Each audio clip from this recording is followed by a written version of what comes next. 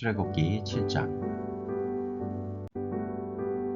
여호와께서 모세에게 말씀하셨습니다. 나는 너를 파라오 앞에서 마치 하나님과 같이 되게 할 것이다. 그리고 내 형 아론은 너를 위해 대언자가 될 것이다. 내 형 아론에게 내가 너에게 명령한 모든 것을 말해 주어라. 내 형 아론은 파라오에게 이스라엘 백성을 그 땅에서 내보내라고 말할 것이다.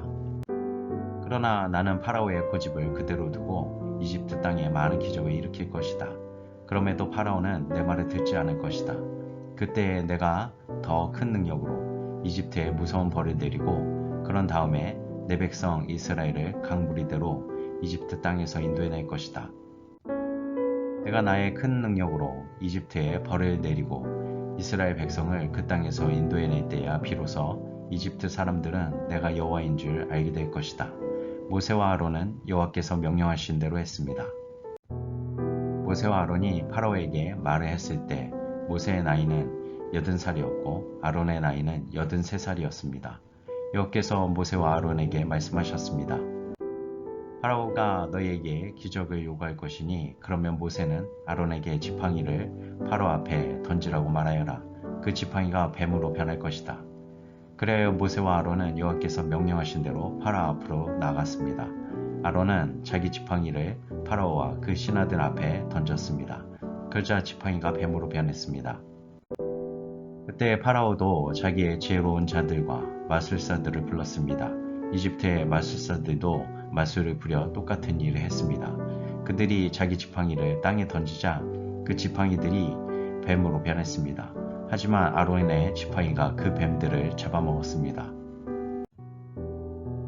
그러나 파라오는 고집을 부리며 모세와 아론의 말을 듣지 않았습니다. 여호와께서 말씀하신 그대로였습니다. 여호와께서 모세에게 말씀하셨습니다. 파라오는 고집이 세서 백성을 내보내려 하지 않는다. 아침에 파라오가 나일강으로 나올 것이니 너는 가서 강가에서 그를 만나라. 뱀으로 변했던 지팡이를 가지고 가거라. 그에게 이렇게 말하여라. 히브리 사람들의 하나님 여호와께서 나를 왕에게 보내셨습니다. 주님께서 내 백성을 광야로 내보내셔서 나를 예배할 수 있게 하라고 말씀하셨지만 지금까지 왕은 이 말씀을 듣지 않았습니다. 그러므로 여호와께서 이 일로 그분이 여호와라는 것을 왕에게 알게 할 것이라고 말씀하십니다. 보십시오. 내 손에 있는 이 지팡이로 내가 나일강에 물을 치겠습니다. 그러면 나일강이 피로 변할 것입니다. 강의 물고기들은 죽고 강물에서는 냄새가 나서 이집트 사람들이 나일강의 물을 먹지 못하게 될 것입니다. 여호와께서 모세에게 말씀하셨습니다. 아론에게 지팡이를 들어 이집트의 모든 강과 운하와 연못과 늪을 향해 손을 뻗으라고 하여라. 이집트 모든 땅의 물이 변하여 피가 될 것이다. 나무 그릇이나 돌 항아리에 있는 물까지도 피로 변할 것이다. 그리하여 모세와 아론은 여호와께서 명령하신 대로 했습니다. 아론은 지팡이를 들어 파라오와 그 신하들이 본 앞에서 나일강에 물을 쳤습니다. 그러자 나일강의 물이 모두 피로 변했습니다. 나일강의 물고기들이 죽고 강에서 냄새가 나기 시작했습니다. 그래서 이집트 사람들은 그 물을 마실 수가 없었습니다. 이집트 모든 땅이 피로 가득 찼습니다.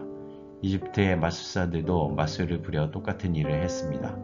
그러자 파라오가 더욱 고직스러워져서 모세와 아론의 말을 듣지 않았습니다. 모든 일이 여호와께서 말씀하신 대로 일어났습니다. 파라오가 몸을 돌이켜 왕궁으로 돌아갔습니다. 그는 모세와 아론이 한 일을 무시해버렸습니다. 이집트 사람들은 나일강의 물을 마실 수가 없었습니다.